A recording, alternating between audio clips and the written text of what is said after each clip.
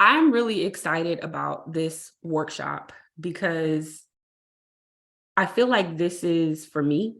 It's almost like this is who I am, take it or leave it. I have been so fearful, and I think we talked about this Mm, when we did the podcast for the Beautiful Dying Expo. I've been so fearful of perception, and I feel horrible for that now because it's almost been not honoring the gift that my ancestors and guides have given me throughout my entire life. And I almost feel, in the Bible, they talk about God gave this person this gift and this person this amount and this person this amount. This person buried it, this person hid it, this person sold it, and this person planted it. And now it's reaping its harvest. It's time to plant the seed and reap the harvest. And the harvest is so many people being able to connect with their loved ones, connect with their guides, and to live life. And from my perspective, navigate grief in a completely different way.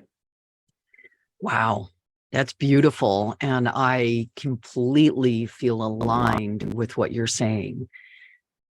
When I was receiving messages from my mother and channeling our book, The Next Room, um, she kept saying, expand without fear, Mm, expand without fear. She said that what was going on with me personally is that um, it was almost like I was running my thought process through a hose and I was mm, squeezing it so tight that I wasn't allowing the flow of energy to go through, and that I had to release it to allow to be able to tap in and get to this next level. And so I totally understand where you're coming from with the fear thing, because we're like, oh my gosh, what are people going to think? What are they going to say? How are we going to be perceived? We're professionals. And I love that you are just not going to accept that anymore. You are expanding without fear to connect beyond, because we all have the ability. It's just a matter of tuning in, asking, receiving, and believing. yeah. And I'll give you the perfect example. I was saying that my last interview was kind of heavy, but it wasn't heavy in the sense of like scary or dense. It was heavy in the form of the internet connection not working and the stress Ah, that was building.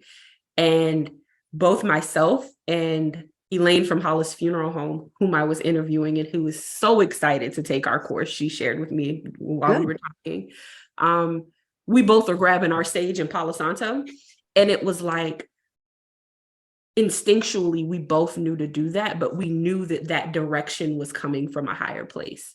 And so I was sharing with her that, it's not what we think it is. When I think about connecting with the deceased based on what we've seen in movies and television, it's some spooky seance in a dark room where people are wearing cloaks and, almost it feels wrong and it makes you apprehensive. I was just speaking with a woman yesterday that does a mystical conversation. And she said, tell me, after your mother crossed, you know, tell me how you dealt with your grief. And I had to stop and think for a second. And I said, you know what?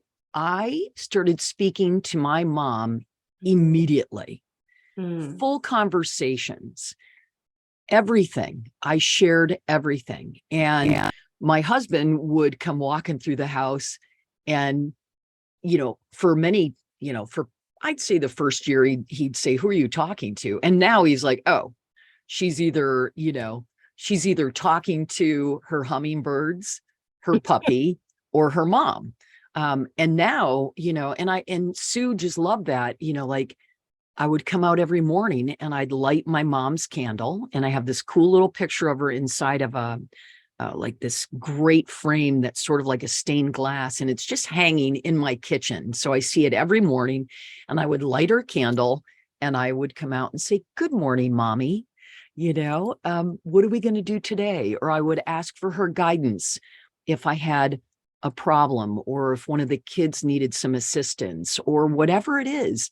I just continued my relationship with her Mm. as though she was still with me, because I feel she still is.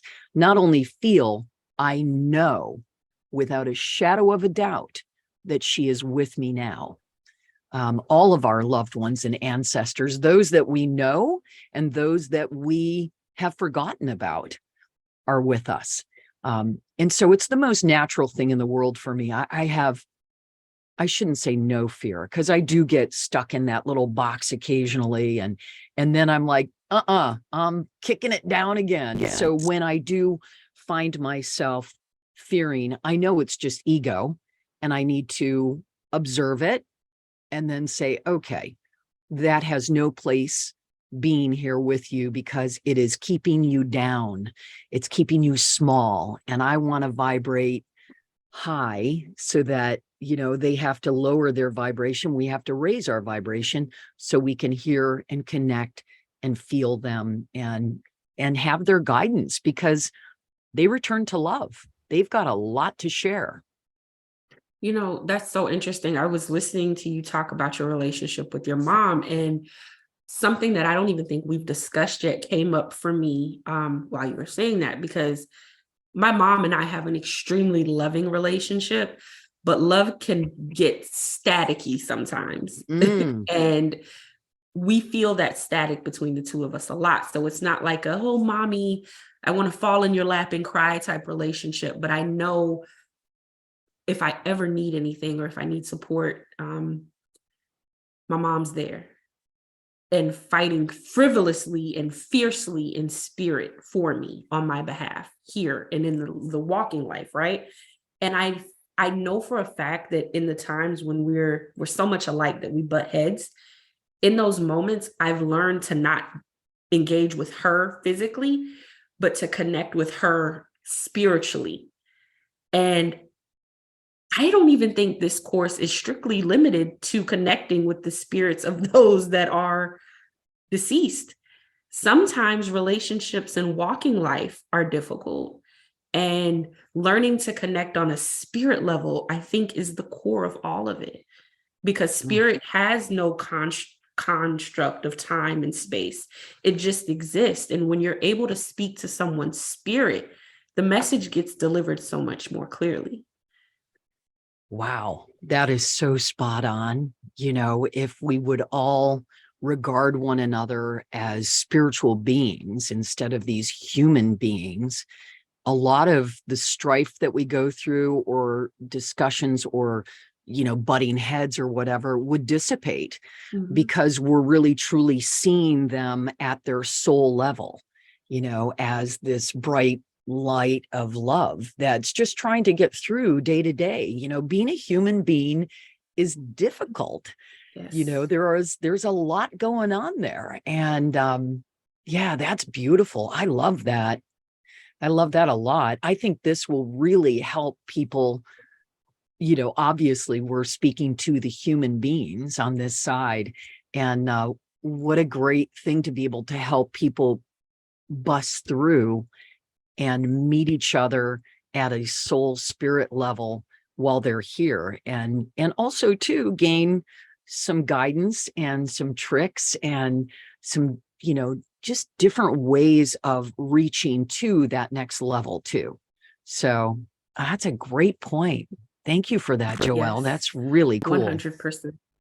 100%. I'm sorry, it kind of froze on my end for a second.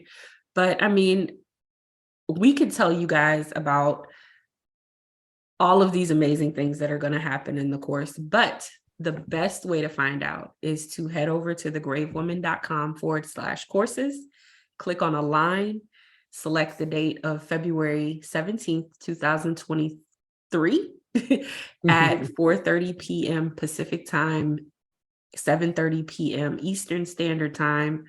We're going to walk you guys through so much. We're going to literally hold your hand and give and pour out to you everything that we've learned throughout our lifelong journeys. And I think the most important thing to realize is that you're going to begin to understand that these are gifts that you have as well. This is nothing new. This is nothing unique. We're simply giving and helping you work through the tools to heighten your connection to spirit and to connect with those who have transcended before us into the next room. Beautiful. Thank you guys so much for joining us for this brief announcement. Live life, love hard. We'll talk to you next time.